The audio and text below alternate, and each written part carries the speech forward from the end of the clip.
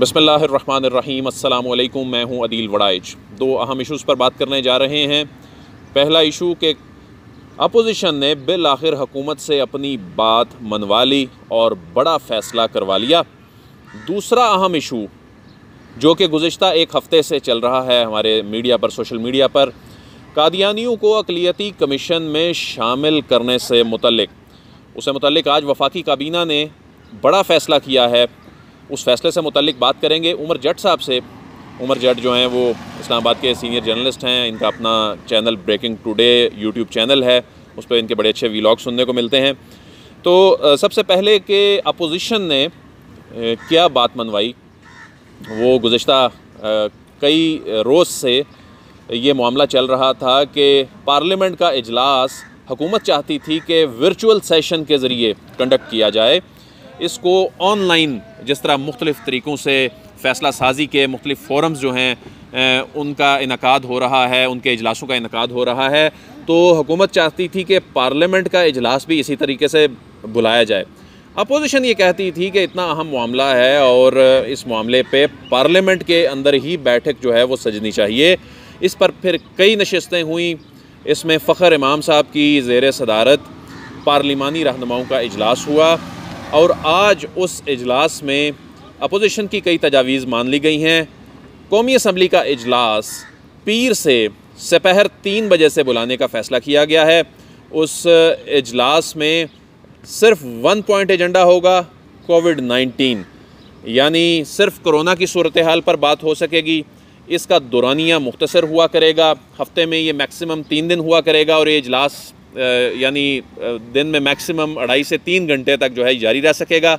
इसमें कोरम की निशानदही नहीं की जा सकेगी, यानी जिस निशानदही के बाद यानी अरकान जब कम होते हैं, कोरम पॉइंट आउट हो जाए तो वो इजलास मौखर करना पड़ता है। और इस इजलास में जो डिबेट होगी, इस वक्त मुल्क को जो दरपेश चैलेंज है कोरोना से मुतल्लिक, उस पर बात होगी। और इस स्पेशल सेशन में कोई वक्फ़ा सवालात नहीं होगा, कोई प्रिविलेज मोशन नहीं होगी, कोई एडजर्नमेंट मोशन नहीं होगी, कोई कॉल अटेंशन नोटिस नहीं लाया जा सकेगा। और इस इजलास में कौमी इत्तफ़ाक़ राय पैदा करने की कोशिश की जाएगी।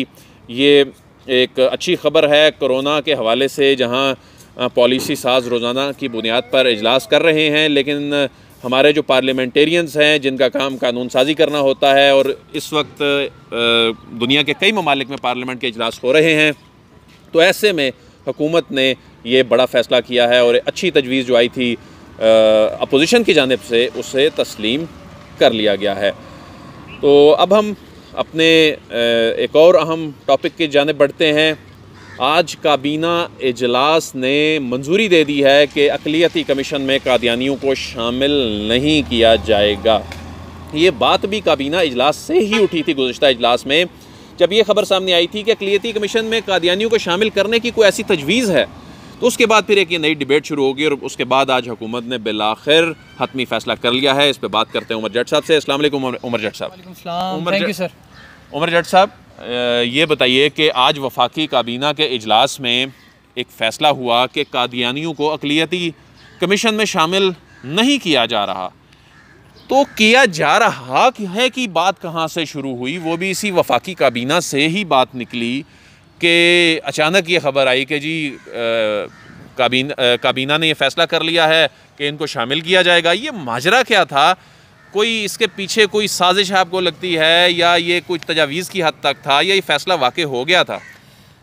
थैंक यू दिल साहब। अभी ये जो मामला है कौमी अक़लियती कमीशन का, इसका थोड़ा सा मैं बैकग्राउंड बताऊँ आपको कि पाकिस्तान में अक़लियतों के हवाले से एक कमीशन पहले से मौजूद है। उस कमीशन की तश्कील 9 के हवाले से एक समरी वज़ारत मज़हबी अमूर ने मूव की और वो काबीना जो गुज़श्ता काबीना इजलास था उसमें वो उस पर डिस्कशन की गई। ठीक है। जब वो समरी, उसका एजेंडा सामने आया और वो समरी सामने आई, तो वहाँ पर अक़लियतों के कमीशन के हवाले से कुछ तजावीज़ थी, जहाँ पर वो तजावीज़ दी गई। वहीं पर काबीना के कुछ अरकान ने ये तजावीज़ दी कि जो कादियानी हैं वो चूँकि पाकिस्तान का जो कॉन्स्टिट्यूशन है 1973 वो कादियानियों को गैर मुस्लिम डिक्लेयर करता है और इसके तहत वो भी अक़लियत है पाकिस्तान में, उनको समझा जाता है। गो कि वो ख़ुद को अहमदी मुस्लिम कहते हैं, लेकिन पाकिस्तान का आइन उन्हें नहीं मानता। तो तजावीज़ ये दी गई कि जब पाकिस्तान का आइन उन्हें गैर मुस्लिम डिक्लेयर करता है तो उन्हें भी अक़लियती कमीशन में शामिल किया जाए। तो ये तजावीज़ थी, उन पर वज़ारत मज़हबी अमूर को कहा गया कि इस पर आप मुख्तलिफ़ स्टेक होल्डर्स के साथ और जो स्कॉलर्स हैं, उलमा कराम हैं, उनसे मुशावरत करें। इस पर दूसरी आरा भी एक सामने आई जो काबीना इजलास में ही थी, वो ये कि चूँकि अगर हम इनको वो अपने आप को अक़लियत कादियानी तसव्वुर ही नहीं करते, तो हम जब इनको अपनी कमीशन में शामिल करेंगे तो हम इनको वो तमाम चीज़ें जो हम दीगर अक़लियतों को उनको हक़ूक़ देते हैं तो हमें वो इनको भी देने पड़ेंगे। तो जिसकी वजह से ये मामला हसासियत की नज़र होगा, तो इसको देखना चाहिए। ये दो आरा पर फिर वज़ारत मज़हबी अमूर ने मुख्तलिफ़ स्टेक होल्डर्स के साथ डिस्कशन की, तो जो उनको दिल साहब एक आउटपुट कह लें या एक जो उन्हें मौसूल हुई तमाम लोगों की तरफ से जो मुशावरत की गई, तो उनका नतीजा अखज़ ये किया गया कि ये काफ़ी हसास मामला है और अगर ऐसी कोरोना जैसी सूरत हाल में आप इस मसले को भी छेड़ेंगे तो फिर इसके नताइज जो हैं वो काफ़ी ज़्यादा हो सकते हैं जो वफाकी हुकूमत को बर्दाश्त करने पड़े। अच्छा, इसमें अभी जो अभी कमीशन जो बन गया है, इस कमीशन में ये बताया जा रहा है कि चेला राम कियोलानी को चेयरमैन बना दिया गया है। माइनॉरिटी कमीशन के चेयरमैन का ताल्लुक़ सिंध की हिंदू कम्युनिटी से है और मुफ्ती गुलजार नईमी और मौलाना अब्दुल खबीर आज़ाद मुस्लिम मेंबर होंगे इसके। हिंदू और मसीही बरादरी से तीन मेंबर जो हैं इसमें शामिल किए गए हैं। सिख बरादरी से 2 मेंबर शामिल किए गए हैं। पारसी बरादरी से एक मेंबर शामिल किया गया है। किसी कादियानी को मेंबर नहीं बनाया गया, इसमें यह बताया गया है। और इसमें दोनों वजारत की दोनों समरियों में कादियानी शामिल नहीं किए गए थे। अच्छा, अब ये तो कह रहे हैं कि दोनों समरियों में ही शामिल नहीं किए गए थे, तो ये मामला अचानक से फिर उठा क्यों जो है? अगर वजारत मज़हबी अमूर ये कह रही है कि ये तो दोनों समरियों में कादियानियों को शामिल करने का नहीं कहा गया। मैं आपको अब यही बता रहा था कि ये बुनियादी तौर पर जो पहली समरी आई थी उसमें भी कादियानियों का नाम शामिल नहीं था। जब उस पर डिस्कशन हुई तो उसमें तजावीज़ दी गई कि इनको भी शामिल किया जाना चाहिए। अब जो समरी की कंपोजिशन होती है उसमें आपको पता है कि काबीना इजलास के मिनट्स बनते हैं। वो जब काबीना इजलास के मिनट्स लीक हुए तो उसमें जो डिसीजन था कि समरी अप्रूव कर ली गई वो तो सबके सामने था, लेकिन जो मिनट्स थे उसमें एक सजेशन थी कि कादियानियों को भी शामिल किया जाए। तो उसको फिर गलत रिपोर्ट किया गया कि कादियानियों को भी इसका हिस्सा बना दिया गया और हुकूमत ने इसको मंजूर कर लिया। ताहम बाद में वज़ीर मज़हबी अमूर ने उसकी बाकायदा वजाहत की कि ऐसा नहीं है, बल्कि काबीना ही इसका फ़ैसला करेगी। हमें तो ये तजावीज़ दी गई और हमने इन तजावीज़ को तमाम स्टेक होल्डर के साथ बैठ कर डिस्कस करना है। वही हुआ, तमाम लोगों के साथ बैठ कर डिस्कस किया गया। फिर आज का जो काबीना इजलास था उसमें वही समरी, ये जो आपने नाम पढ़े, ये पहले भी समरी में मौजूद थे। इनमें सिख कम्युनिटी के भी लोग थे, हिंदू कम्युनिटी के भी लोग थे। तो इस तरह के लोग जो अक़लियतें हैं पाकिस्तान में, उनकी तमाम अक़लियतों की नुमाइंदगी शामिल करके ये समरी भिजवाई गई थी। आज दोबारा से वही समरी भेजेगी, लेकिन उस समरी में ख़ुसूसी तौर पर मेंशन किया गया कि इसमें कादियानी जो हैं वो शामिल नहीं हैं और ना ही उनका इसमें नाम डाला गया।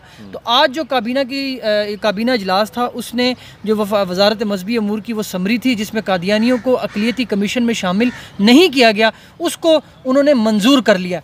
अब यहाँ पर जो कन्फ्यूजन है ना दिल साहब, वो ये है कि जो पहली समरी थी उस समरी में भी नाम कहीं नहीं था, लेकिन काबीना में वो समरी पेश होने के बाद जब उस इजलास के मिनट्स बने तो उसमें काबीना अरकान की तजावीज़ शामिल थी। उन तजावीज़ को ही फैसला समझकर रिपोर्ट किया गया, जिससे ये तासुर गया कि कादियानियों को भी कौमी अक़लियती कमीशन में शामिल कर लिया गया, हालांकि ऐसा नहीं था। लेकिन एक बात यह भी की जाती है कि ऐसा करने वक्तन फ़वक्तन मुख्तलिफ़ हुकूमतों में मुख्तलिफ़ अदवार में ऐसी कोई ना कोई मूव चलाने की कोशिश की जाती है, तो इसको कोई हुकूमत में बैठे हुए जो पॉलिसी साज हैं कोई इस नज़र से भी देख रहे हैं क्या किसी ने इसमें कोई साजिश का पहलू तो नहीं कोई सामने आ रहा? देखें, आप और मैं हम माजी की अगर बात करें तो हमें पता लगता है कि ये कम्युनिटी गवर्नमेंट के जो मामलात हैं उनमें बड़ी बारीक कार्रवाई डालती है।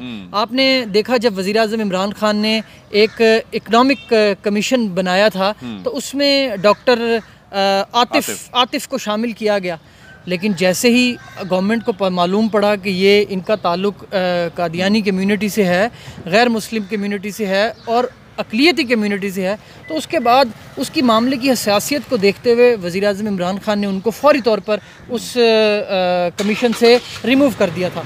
अब आप जब इस तरह की बात करें, मतलब मैं अगर आप यहाँ पर बैठ कर कहूँ कि ये बड़ी बारीक कार्रवाई डालते हैं, तो उसमें हमें ये भी देखना है कि अब हुकूमत में जो बैठे हुए लोग हैं, ज़ाहिर बात है उनको भी इस पर काउंटर करना चाहिए। तो अगर वो इस मामले को नहीं देखते तो हो सकता है कि मुस्तकबिल में आने वाले वक्त में एक बार फिर इस तरह की कोई अटेम्प्ट की जाए।